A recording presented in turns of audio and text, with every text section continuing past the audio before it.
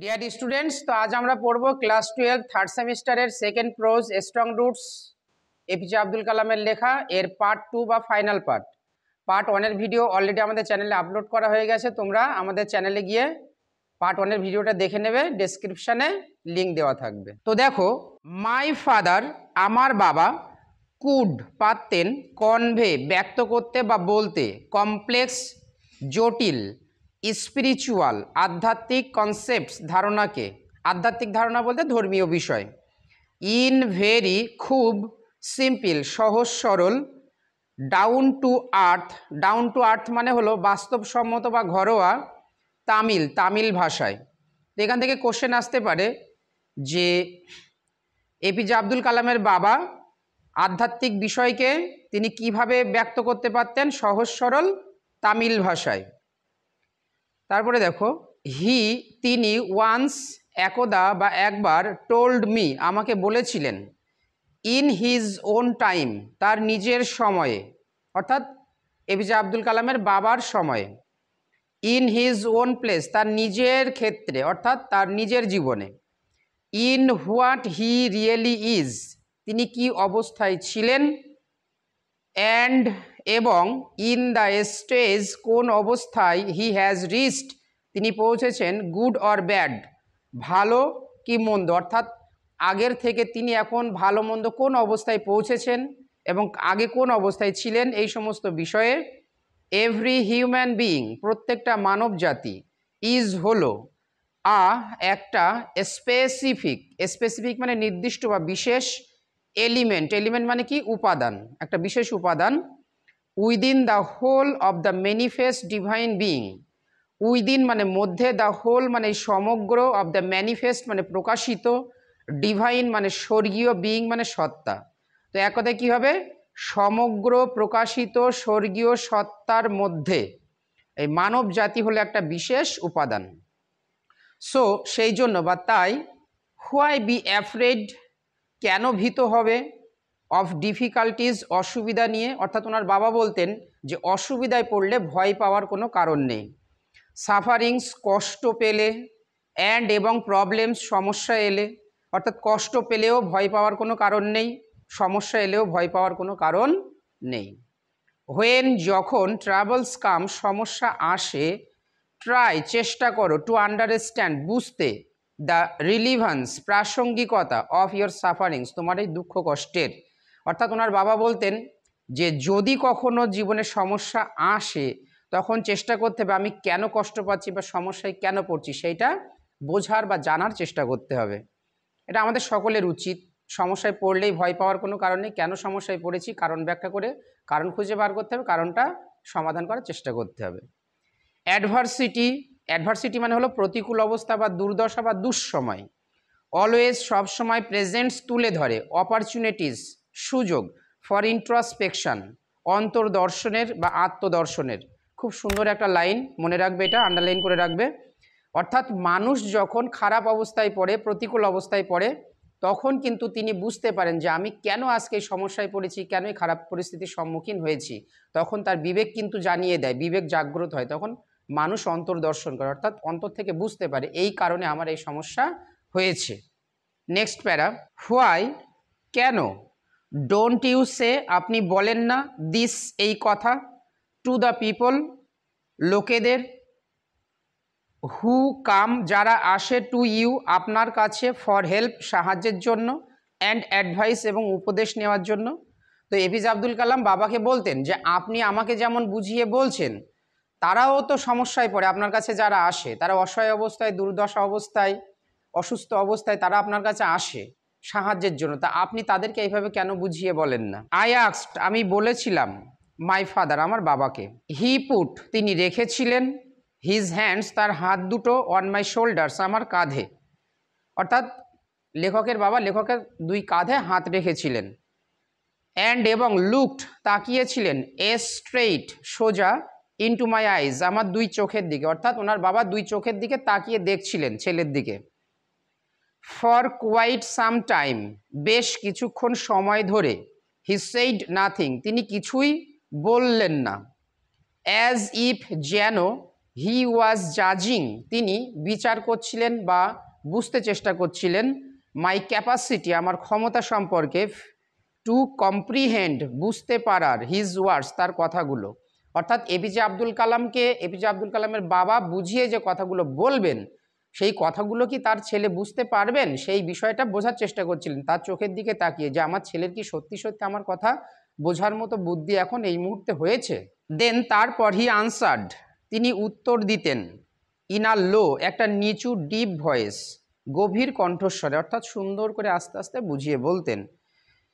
কি বলতেন, কথাগুলো মনে রাখবে, এখানে জ্ঞানের কথা আছে অনেকটা।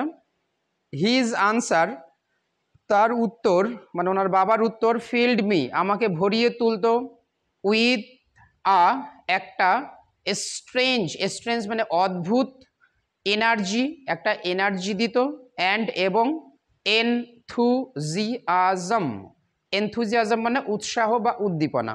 অর্থাৎ উনি বলতে চাইছেন ওনার বাবা যখন ওনাকে উত্তরগুলো দিতেন ওনার প্রশ্ন শুনে, তখন ওই উত্তরগুলো পেয়ে উনি খুব উৎসাহ পেতেন এবং এনার্জি পেতেন, অর্থাৎ উনি সাহস পেতেন মনে। এবার দেখো এর পরের কথাগুলো, সেই জ্ঞানের কথাগুলো কি কি। হোয়েন এভার, যখনই, হিউম্যান বিইংস, মানব জাতি, ফাইন্ড দেমসেলভস, নিজেদেরকে দেখতে পান, অ্যালোন, নিঃসঙ্গ অবস্থায় বা একাকী, তখন অ্যাজ আ ন্যাচারাল রিয়াকশান, একটা স্বাভাবিক প্রতিক্রিয়া হিসাবে, দে স্টার্ট, তারা শুরু করে, লুকিং ফর, খুঁজতে, কোম্পানি, সঙ্গ। এটা স্বাভাবিক জিনিস। আমরা সমাজ জীবনে যারা নিঃসঙ্গ হয়ে পড়ি, একাকা হয়ে পড়ি, তখন কি করি, আমরা মনটাকে ফ্রি করার জন্য, একটু টেনশন মুক্ত করার জন্য আমরা সঙ্গ খুঁজি, বা কোথায় গেলে হবে, কার সঙ্গে একটু কথা বললে হবে, মিশলে হবে, সেটা চেষ্টা করি। এটা সবার ক্ষেত্রে সমান। নেক্সট, হোয়েন এভার, যখনই, দে আর ইন ট্রাবল, তারা সমস্যায় পড়ে, অর্থাৎ মানুষ যখন সমস্যায় পড়ে, দে লুক ফর, তারা খোঁজে, ফর সামওয়ান, কোনো একজনকে, টু হেল্প দেম, তাদেরকে সাহায্য করার জন্য। অর্থাৎ আমরা মানুষ যখন সমস্যায় পড়ি তখন আমরা কি করি, সেই সমস্যার সমাধানের জন্য কার কাছে গেলে আমরা সমস্যার সমাধান করতে পারবো তাদেরকে আমরা খুঁজি, সাহায্যকারীকে খুঁজি। হোয়েন এভার, যখনই, দে রিচ, তারা পৌঁছে যায়, অ্যান ইম্পাস, একটা কঠিন অবস্থায়, অর্থাৎ মানুষ যখন একটা কঠিন অবস্থায় পৌঁছায়, দে লুক টু সামওয়ান, তারা কোনো একজনকে খোঁজে, টু শো, দেখানোর, দেম, তাদেরকে, দ্য ওয়ে আউট, বেরিয়ে আসার পথ। অর্থাৎ আমরা মানুষ যখন কঠিন অবস্থায় সম্মুখীন হই তখন কি করি, সেই কঠিন অবস্থা থেকে বেরিয়ে আসার জন্য আমরা পথ খুঁজে বেড়াই, অর্থাৎ আমরা সমস্যা সমাধানের উপায় খুঁজি। এরপরের লাইনটা খুব কঠিন, একটু ভালো করে মন দিয়ে শুনবে। এভরি রিকারেন্ট, প্রত্যেকটা বারবার ঘটে এমন, অ্যাঙ্গুইশ, মানসিক যন্ত্রণা, লঙ্গিং, তীব্র আকাঙ্ক্ষা, অ্যান্ড ডিজায়ার, এবং ইচ্ছা। অর্থাৎ মানুষের জীবনে বারবার ঘটে এমন মানসিক যন্ত্রণা, তীব্র আকাঙ্ক্ষার ইচ্ছা, এই তিনটে জিনিস। ফাইন্ডস, খুঁজে পায়, ইটস ওন, এর নিজের স্পেশাল হেল্পার, বিশেষ সাহায্যকারীকে। অর্থাৎ একটা জিনিস হচ্ছে কি, মানুষের যখন মানসিক কষ্ট থাকে, যখন তার তীব্র আকাঙ্ক্ষা থাকে এবং ইচ্ছা থাকে, তখন সেগুলো পূরণ করার জন্য, সেই জায়গাগুলো মানে সমাধানের জন্য তারা যা যা পরিস্থিতির দরকার তারা সেটাকে খুঁজে নেয়। অর্থাৎ সাপোজ মনে করো আমি একটা সমস্যায় পড়লাম, আমি চেষ্টা করব কি সেই সমস্যার সমাধানের জন্য কি করলে হয়, কার সঙ্গে কথা বললে হয়, পরামর্শ নিলে হয়, কি করলে হয়, সেটা আমরা চেষ্টা করি। ফর দ্য পিপল, ওই সমস্ত লোকেদের জন্য, হু কাম, যারা আসে, টু মি, আমার কাছে, ইন ডিস্ট্রেস, দুঃখ কষ্টের মধ্যে বা দুর্দশার মধ্যে, তখন আই অ্যাম, আমি হয়ে পড়ি, বাট আ গো বিটুইন, একজন শুধুমাত্র মধ্যস্থতাকারী, গো বিটুইন মানে মধ্যস্থতাকারী, ইন দেয়ার এফর্ট, এবং তাদের চেষ্টায়, টু প্রপিশিয়েট, শান্ত করতে চেষ্টা করি, ডেমনিক ফোর্সেস, দানবীয় শক্তি বা অশুভ শক্তিকে, উইথ প্রেয়ার্স, প্রার্থনা দিয়ে, অ্যান্ড অফারিংস, এবং দান বা অঞ্জলি দিয়ে। তো ব্যাপারটা হচ্ছে উনি বলছেন যে দেখো, সাহায্যের জন্য দুর্দশায় পড়ে মানুষ যখন আমার কাছে আসে, আমি তাদেরকে জাস্ট একজন মধ্যস্থতাকারী হিসাবে কাজ করি, আমি কিন্তু এর বাইরে অন্য কোনো কিছুই করতে পারি না। তো একটা জিনিস হচ্ছে কি, আমি প্রার্থনা করি যাতে করে, এবং অঞ্জলি দিই যাতে করে তারা এই অশুভ শক্তি থেকে বেরিয়ে আসতে পারে। দিস ইজ নট, এটা নয়, আ কারেক্ট অ্যাপ্রোচ, একটা সঠিক পদক্ষেপ, অ্যাট অল, আদৌ। কোনটা, ওই যে মানুষ এনার কাছে আসে, এটা কিন্তু সঠিক পদক্ষেপ নয়। অ্যান্ড, এবং শুড নেভার বি ফলোড, এবং এটা কখনোই অনুসরণ করা উচিত নয়। তার মানে উনি বলতে চাইছেন যে মানুষের প্রত্যেকের উচিত, তারা যে সমস্যায় পড়েছে সেই সমস্যা কেন হলো, তারা কেন দুর্দশার মধ্যে পড়েছে তাদের কারণ খুঁজে বার করা এবং নিজেদের সেই সমস্যা সমাধানের উপায় খুঁজে বার করা উচিত। কিন্তু তারা আসে, উনি মানবতা দিয়ে তাদের সঙ্গে ভালো ব্যবহার করেন। ওয়ান কোনো একজন, এই লাইনটাও কিন্তু একটু কঠিন আছে, দেখো, ওয়ান কোনো একজনকে মাস্ট আন্ডারস্ট্যান্ড, অবশ্যই বুঝতে হবে, অর্থাৎ মানুষকে বুঝতে হবে দ্য ডিফারেন্স, পার্থক্য, বিটুইন, দুটো জিনিসের মধ্যে, ফিয়ার রিডন, ভয় মিশ্রিত বা ভয়পূর্ণ, ভীষণ একটা ধারণা, অর্থাৎ ভয়ে ভয়ে একটা ধারণা, অফ ডেস্টিনি, ভাগ্যের, অর্থাৎ আমরা অনেকে কি মনে করি যে ভাগ্যে আমার এই খারাপ জিনিস লেখা ছিল, এই বিষয় নিয়ে আমরা যখন ভয় পাই, এইটা বুঝতে হবে। অ্যান্ড এবং দ্য ভিশন, ওই ধারণা, দ্যাট এনেবলস, যেটা সক্ষম করে তোলে, আস, আমাদের, টু সিক, খুঁজতে, দি এনিমি, শত্রু, অফ ফুলফিলমেন্ট, পূর্ণতার, উইদিন আওয়ারসেলভস, আমাদের মধ্যে। অর্থাৎ আমরা আবার কি করি, আমাদের মধ্যে পরিপূর্ণতা করার জন্য, আমাদের লক্ষ্যবস্তু পূরণ করার জন্য আমাদের কোন জিনিসটা মানে শত্রু হিসাবে কাজ করে সেটাও আমাদের খুঁজে বার করতে হবে।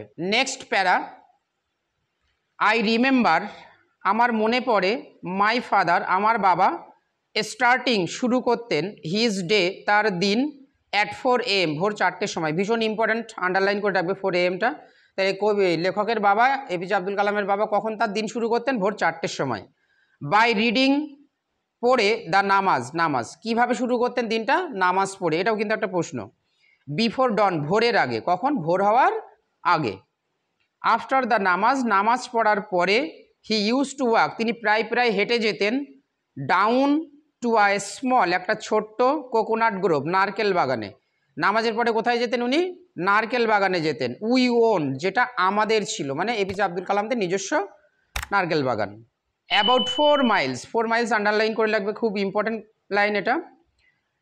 4 মাইলস, যেটা 4 মাইল দূরে ছিল, ফ্রম আওয়ার হোম, আমাদের বাড়ি থেকে। এখানে প্রশ্ন আসবে, এপিজে আব্দুল কালামদের বাড়ি থেকে নারকেল বাগানের দূরত্ব কত ছিল? 4 মাইল। হি উড রিটার্ন, তিনি ফিরে আসতেন, উইথ, নিয়ে, অ্যাবাউট, প্রায়, আর ডজন, এক ডজন, এক ডজন মানে কটা? 12টা, প্রায় 12টা, কোকোনাটস, নারকেল, টায়েড, বেঁধে আনতেন, টুগেদার, একসঙ্গে, থ্রোন, যেগুলো রাখতেন, ওভার হিজ শোল্ডার, তার কাঁধে, অর্থাৎ কাঁধের উপরে দিয়ে রাখতেন। অ্যান্ড এবং অনলি, কেবলমাত্র। আচ্ছা, আর একটা প্রশ্ন আসতে পারে, কতগুলো নারকেল নিয়ে আসতেন? প্রায় 12টা। অ্যান্ড এবং অনলি, কেবলমাত্র, দেন, তারপর, উড হি হ্যাভ, তিনি খেতেন, এখানে হ্যাভ মানে খাওয়া, হিজ ব্রেকফাস্ট, তার সকালের খাবার। তাহলে বাগান থেকে এসে তারপরে উনি খাওয়া দাওয়া করতেন। দিস, এইটা, রিমেন্ড, থেকে গিয়েছিল, হিজ রুটিন, তার রুটিন, ইভেন, এমনকি, হোয়েন, যখন, হি ওয়াজ, তিনি ছিলেন, ইন হিজ, তার, লেট 60s, 60-এর শেষের দশকে, অর্থাৎ 60-এর শেষের দশক মানে 65 থেকে প্রায় 70-এর দিকে ওনার যখন বয়স, তখনও তিনি ওইরকম প্রতিদিন ভোরবেলা নামাজ পড়ে 4 মাইল হেঁটে নারকেল বাগানে যেতেন, প্রায় 12টার মতো নারকেল নিয়ে আবার 4 মাইল হেঁটে বাড়িতে ফিরতেন, তারপরে উনি ব্রেকফাস্ট করতেন। তাহলে কতটা পরিশ্রমী! এপিজে আব্দুল কালাম বাবার কাছ থেকে এগুলো শিখেছিলেন, যে তিনি সময়কে মূল্য দিতেন, বাবা একজন পরিশ্রমী ছিলেন, সেই জন্য তিনিও কিন্তু খুব পরিশ্রমী ছিলেন। বাবার এই নীতি আদর্শগুলো দেখে কিন্তু উনি অনেক নীতিশিক্ষা পেয়েছিলেন ছোটোবেলা থেকে। তো নেক্সট প্যারা, লাস্ট প্যারা, আই হ্যাভ, আমি, থ্রু আউট মাই লাইফ, সারা জীবন ধরে, ট্রাইড, চেষ্টা করেছি, টু এমুলেট, এমুলেট মানে অনুসরণ করা, অনুসরণ করতে চেষ্টা করেছি, মাই ফাদার, আমার বাবাকে। কেন? ওনার বাবা বেশ ভালো ভালো যুক্তি দিতেন, ভালো ভালো পরামর্শ দিতেন, সাহস দিতেন, সেই জন্য। ইন মাই ওন ওয়ার্ল্ড, আমার নিজের জগতে, of science and technology, science মানে কি? বিজ্ঞান, আর টেকনোলজি মানে প্রযুক্তিবিদ্যা। যেহেতু উনি একজন বিখ্যাত সায়েন্টিস্ট ছিলেন, বিজ্ঞানী ছিলেন, তো উনি যখন কাজকর্ম করতেন, বিজ্ঞান গবেষণার কাজ করতেন, তো সেই সময় উনি বাবার সেই পরামর্শগুলো মেনে চলতেন, ওখানেও কিন্তু বাবার সেই নীতি আদর্শকে অনুসরণ করার চেষ্টা করেছেন। আই হ্যাভ, আমি, এন্ডেভার্ড, এন্ডেভার মানে কি? চেষ্টা করা, আমি চেষ্টা করেছি, টু আন্ডারস্ট্যান্ড, বুঝতে, দ্য ফান্ডামেন্টাল ট্রুথস, ফান্ডামেন্টাল মানে মৌলিক বা মূল, ট্রুথস মানে কি? সত্য, মূল সত্য জিনিসটাকে, রিভিল, প্রকাশিত যেগুলো হয়েছিল, টু মি, আমার কাছে, বাই মাই ফাদার, আমার বাবার দ্বারা।